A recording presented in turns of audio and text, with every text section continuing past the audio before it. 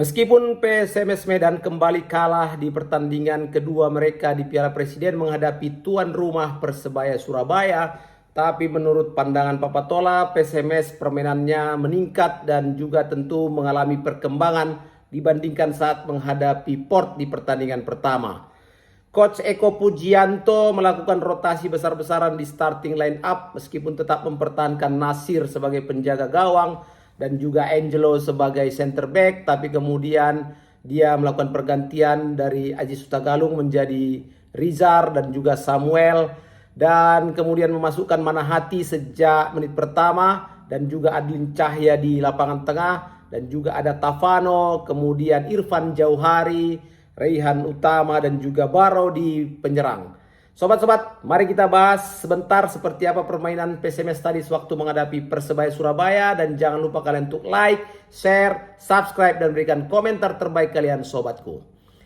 Di pertandingan menghadapi Persebaya, tentu Persebaya juga tidak mau kalah begitu saja, apalagi di hadapan pendukungnya sendiri, dan memang Persebaya juga butuh kemenangan untuk memastikan satu tempat di babak semifinal. Setelah mereka di pertandingan pertama hanya bisa meraih kemenangan 1-0 atas Persija, itu pun karena faktor gol bunuh diri dari Pankov.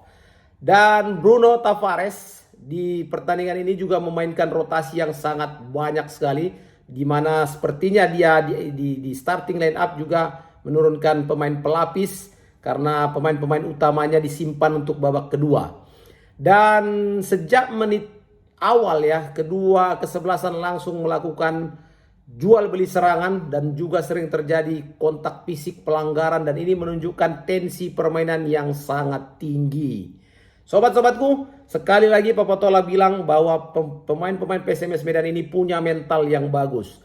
Pertama, saat mereka menghadapi Port FC ya, yang merupakan juara bertahan di Piala Presiden ini atau juga salah satu klub elit di Liga Thailand, pemain-pemain PSMS tidak gentar. Mereka bermain dengan tenang meskipun memang secara kualitas mereka kalah dan terbukti dengan 2 gol yang disarangkan oleh Port. Begitu juga di pertandingan malam ini di hadapan tuan rumah ya, pendukung fanatik Persebaya, PSMS tetap tampil dengan sangat baik ya, berani melayani permainan dari Persebaya dan jual beli serangan. Dan di pertandingan ini kita tahu bahwa satu-satunya gol tercipta oleh Yuran Fernandes, memanfaatkan satu tendangan sudut dari Ramalho, dan dia memang punya postur yang cukup tinggi besar, dan di situ memang ada kesalahan komunikasi di barisan pertahanan PSMS Medan. Mereka tidak melihat atau tidak menjaga Yuran yang datang dari belakang untuk kemudian melakukan sundulan dan memaksa Nasir untuk mengambil bola dari dalam gawangnya.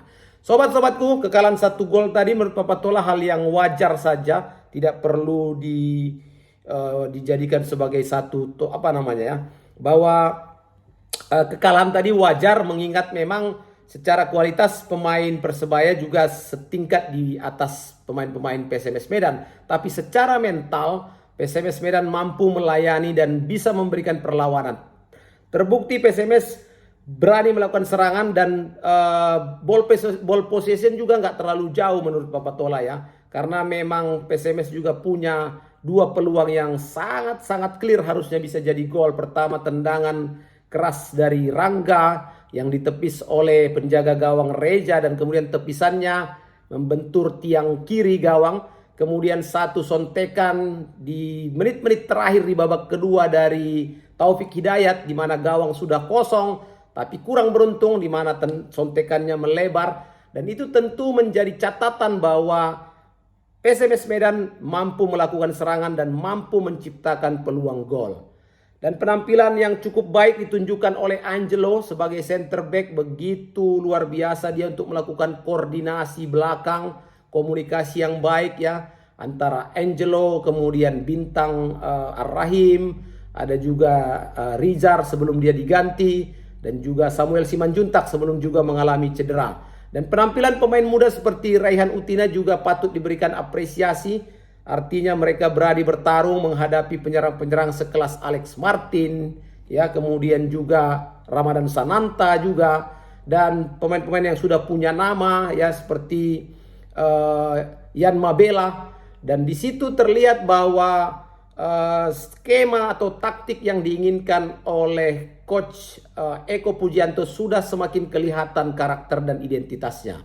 Ke depan menurut Papatola tinggal sedikit lagi memoles ataupun melakukan perombakan pemain yang menurut Papatola masih ada hal-hal yang kurang yang harus disempurnakan, terutama di bek kanan dan bek kiri. Sobat-sobatku, masih ada waktu bagi PSMS, bagi manajemen untuk mencari pemain lagi untuk bisa dijadikan skuad final sebelum masuk nanti ke Liga 2 musim 2026-2027. Terima kasih untuk penampilan PSMS yang semakin berani, semakin gacor tadi, dan kita harapkan di pertandingan ketiga nanti menghadapi Persija bisa cetak gol, bisa ambil poin sebagai oleh-oleh dari Piala Presiden untuk seluruh fans, pendukung, dan supporter fanatik PSMS Medan. Terima kasih Coach Eko sudah membangun kerangka dasar yang boleh dikatakan jauh lebih baik dibandingkan tahun sebelumnya. Mudah-mudahan misi utama kita untuk lolos ke Liga 1 nanti di musim ini bisa tercapai dengan berkat doa, dukungan, dan seluruh kerjasama tim yang baik. Terima kasih sobatku. Itu saja yang bisa Papatola sampaikan di review match ini, karena memang dan memang itu yang bisa kita sampaikan ya, karena itu yang kita saksikan dan tidak ada hal-hal yang membuat kita tidak berani menyampaikan. Yang kurang ya tolong disempurnakan oleh tim pelatih.